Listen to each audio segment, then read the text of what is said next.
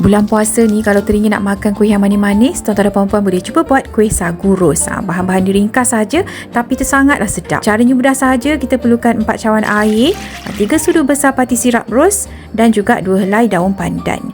Kita nak didihkan dia, lepas tu baru boleh masuk 2 cawan sagu yang ni dia dah siap basuh bersih dan tuskan. Didihkan sehingga separuh masak. Lepas tu boleh masukkan 3/4 cawan gula. Kacau sehingga gula tu dah cair sebati dan adunan sagu tu dah diikat macam ni.